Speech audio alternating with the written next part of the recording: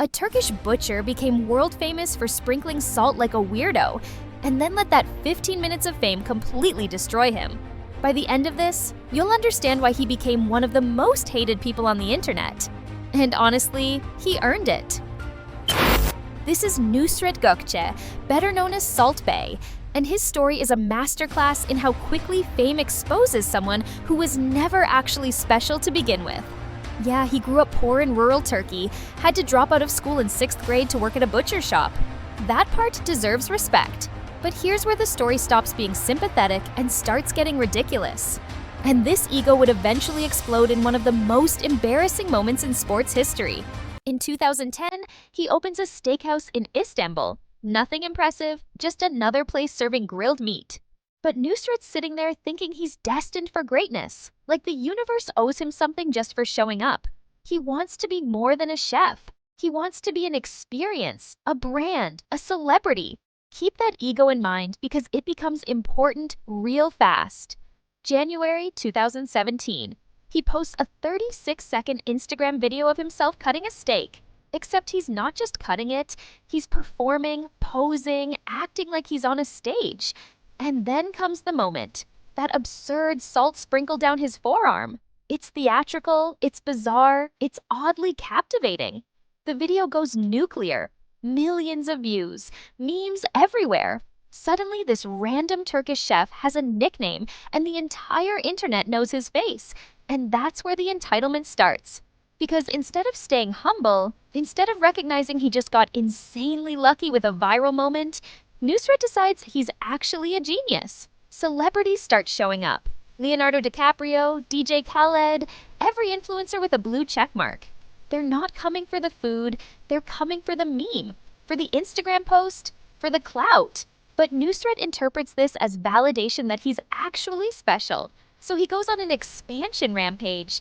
Dubai, Miami, New York, London, opening restaurants in every major city, and charging over $1,000 for steaks wrapped in gold. $1,000 for mediocre meat covered in edible metal. And people paid it, not because the food was good, but because being there meant something on social media. His net worth explodes.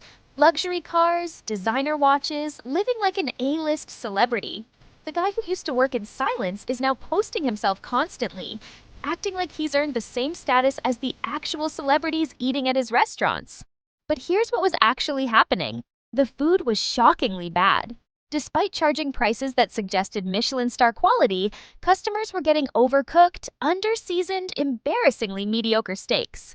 The entire business model was built on spectacle and Instagram moments, with zero substance backing it up. Reviews started appearing, complaints flooded in about the ridiculous prices and terrible quality, but Nusret's ego was so inflated that he didn't care. He was a celebrity now, or at least he thought he was. But none of this is even the worst part. That comes later. December 2022, the World Cup final. Argentina just won, and Lionel Messi, one of the greatest athletes in human history, is experiencing the pinnacle of his entire career. This is a sacred moment, the culmination of decades of work. And somehow, inexplicably, Nusret gets onto the field during the celebration. What he did next is the moment the internet turned on him for good. He starts chasing Messi around like a desperate fanboy, grabbing at him, forcing himself into photos, trying to create his own viral moment during someone else's historic achievement. Messi looks visibly uncomfortable, actively trying to avoid him, but Nusret won't stop. He even grabs the World Cup trophy, something reserved for winners and officials, and poses with it like he has any right to touch it. The audacity is insane, like someone who genuinely believed the World Cup final existed as a photo op for him. The internet lost its mind, and not in a good way. This wasn't funny meme territory anymore, this was pure rage. Sports fans worldwide united in absolute disgust. How dare this random restaurant owner hijack one of the most important moments in sports history? FIFA launched an investigation into how he even got field access. The memes came fast, but they weren't celebrating him this time. They were destroying him. Every post was mocking his desperation, his entitlement, his complete inability to read the room. This is the moment everything snapped. The World Cup disaster opened the floodgates. Food critics published devastating reviews. Former customers aired every grievance about overpriced disasters and terrible service. The emperor had no clothes, and now millions of people were pointing and laughing. His business empire started collapsing.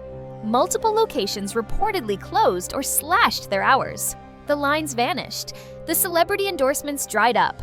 Nobody wanted to be associated with the guy who embarrassed himself on the world's biggest stage. His social media accounts, the same platforms that built him, became weapons against him. Every new post got absolutely destroyed, with comments roasting him for the World Cup incident, the ego, the prices, the fraud of it all. Today, Salt Bae still operates some restaurants, but the empire is basically over. The hype is dead. His posts get a fraction of the engagement they used to, and most comments are people dunking on him. He went from having the biggest celebrities in the world begging for reservations to being remembered primarily as the guy who chased Messi around a football field like a groupie and charged $1,000 for nowhere near worth it meat. He's a perfect cautionary tale about what happens when someone mistakes a viral moment for actual talent. When someone lets internet fame convince them they're more important than they actually are. The 36-second video that made him famous proved he had good timing and a memorable gimmick. Everything that happened after proved he had nothing else. The internet didn't ruin Salt Bae, it just stopped pretending he was special, and he couldn't handle it.